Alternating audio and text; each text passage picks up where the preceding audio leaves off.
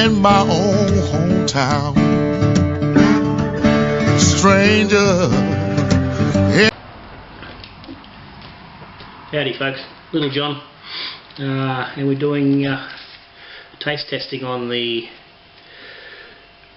dry yeast versus rehydrated yeast experiment. See how different they are and what effects there are, if there's any, or if there's any difference between the two. So just to refresh, or anyone who hasn't seen the original video, I brewed up a batch of just a Coopers Draught with some malt, a bit of dextrose.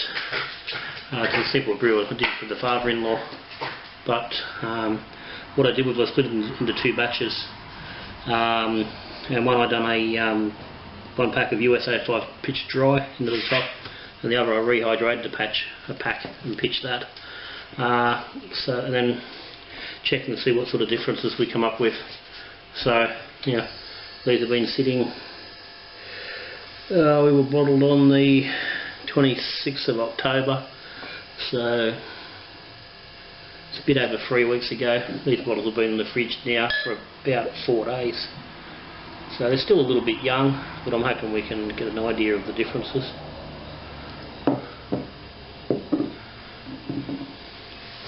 So as I went through, I kept a check on the gravity and stuff as I went along, just to see what sort of differences there were.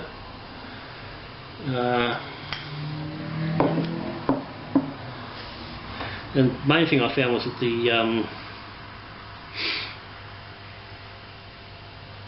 the rehydrator pack kicked off a bit quicker.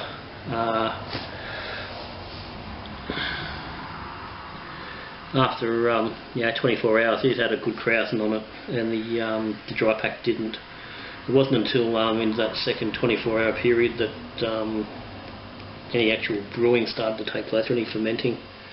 In the end of day 2, the rehydrated yeast had dropped a couple of points lower than the dry yeast, so it had started off a little bit quicker, and that followed through pretty much all the way through, right through to the end, where it was basically 2 points difference right through. Both beers finished up at the same gravity, so they started off at 1039 and they finished at 1010. So I'm not sure exactly what the attenuation was. That's not really that important. 40 down to 30 is pretty much 75%. So they've been conditioned at the same. They've sat in the like side by side in the cupboard, for about 16 days, 17 days, and they've been in the fridge for a couple of days since then, side by side in the fridge. So they've been treated exactly the same. Now, I don't know which beer is which here. They've been opened with the marking on the cap that way, so I don't know exactly. I don't know which beer is which.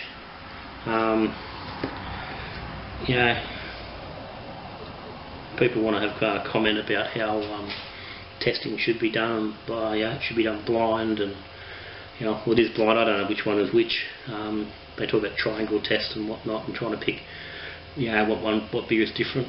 I'm not looking for that. All I want to see in this experiment, and in all my experiments, is how they compare side by side, one against another. And that's exactly what I'm doing. As I said, I don't know which is which. That's the two beers, and right now the only real difference there is that this beer on my left or your right has a slightly less head than the beer on the right. And with a bit of agitation, that really hasn't changed. That's stayed much the same. So there's very little difference visually, and one wouldn't expect there to be anything different.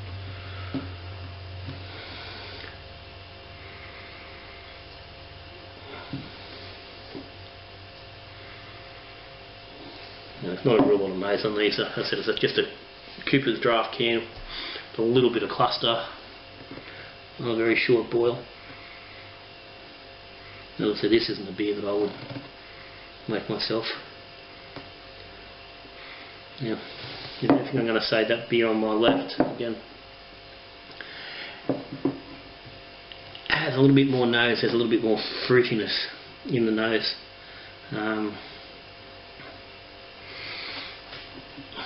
now they've had a little bit of time to sit there. The head on that is holding a little bit bigger. But so we're going to see what they taste like.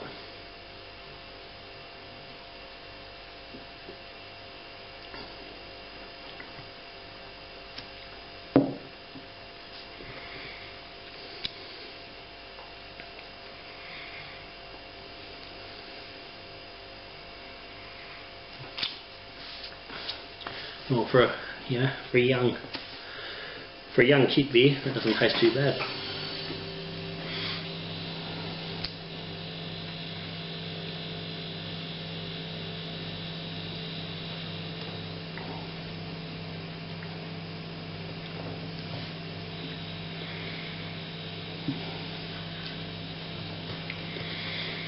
Okay.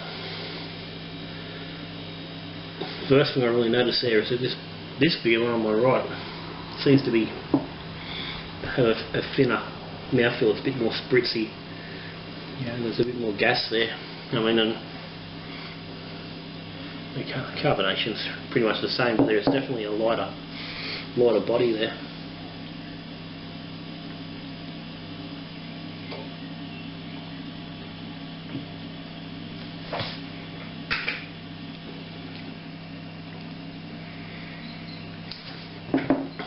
Definitely a fuller body in that. Taste wise, there's not really any difference.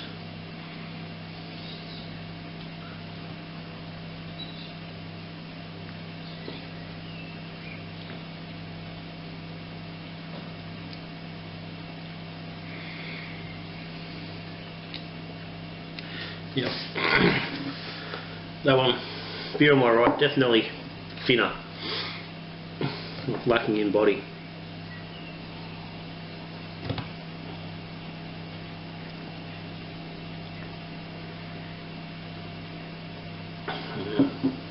Both beers have got a very, very slight underlying kick sort of a flavour. It's very small. It's actually surprisingly small.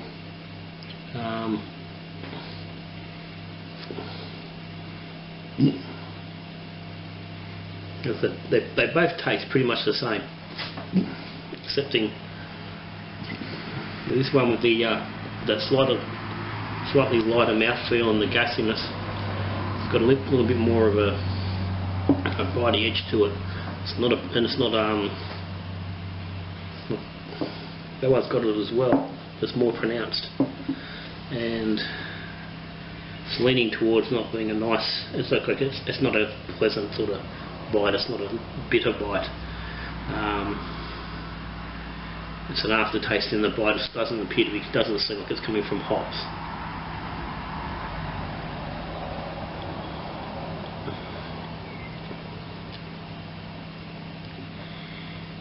Yeah, it's not a taste. It's not coming through. It's not flavour that's causing it. It's definitely would appear to be tied in with that with the thinner body and the extra gassy feeling.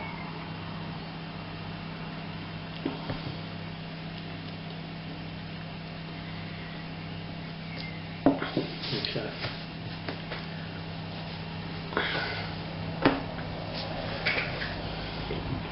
So, the overall impression is both beers are they're very similar. As they are, it's the same beer, but being that the only difference is rehydration versus dry pitching, they're surprisingly different. As I said, taste-wise, it's pretty much the same. It's the finish, it's the mouthfeel. That beer on my left, it's fuller. It's got it's more rounded. You can see it's holding a nice head. It's got a little bit of lacing there. The other beer, it's starting to cling a bit of lace, and there's a bit of the head's lessened. It's not as big as the other, and that's definitely thinner with less roundness.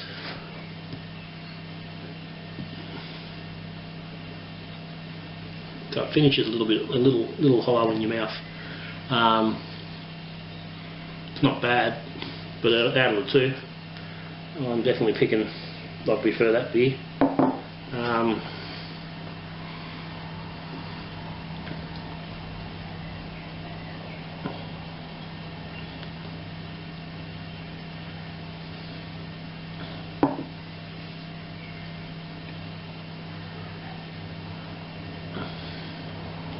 You got a lot of sitting to watch me drinking beer.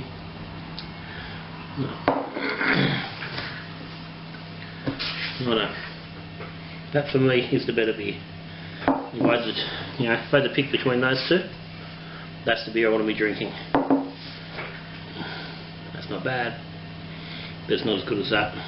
For kit beer, that's still a reasonable beer. So, the big question is, which is which?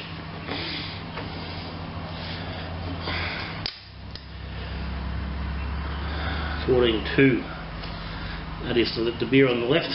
This fella, the heavier bodied beer, and my notes will say the number 2.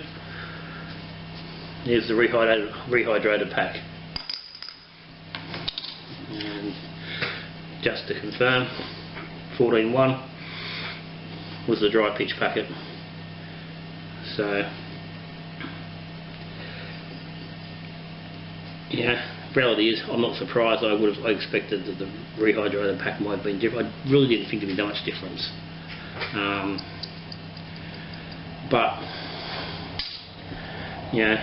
tasting those two side by side, there's definitely a strong argument to go for that beer. You can see now visually the difference.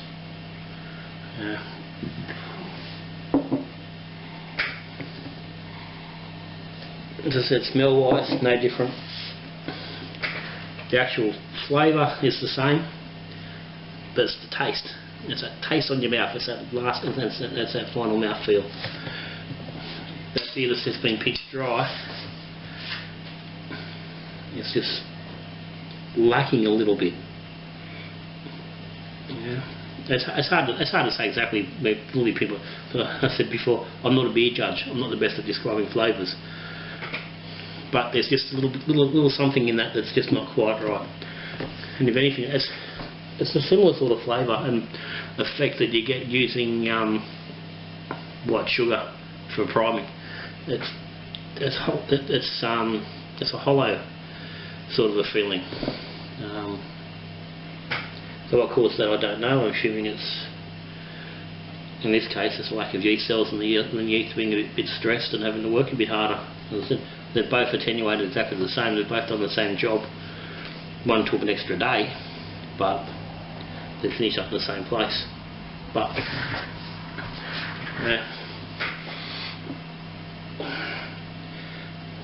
compared the two, I don't want to drink that one.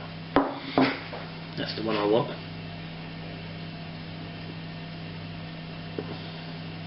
So clearly for me, without a shadow of a doubt, the rehydrated yeast has produced a better beer.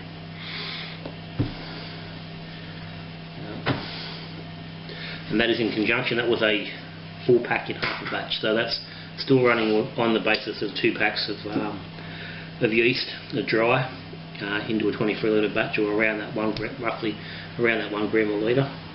But clearly, rehydrating, in my opinion, after doing that, is clearly the winner. If you want to keep dry pitching your yeast, go for it. It's working. That does the job.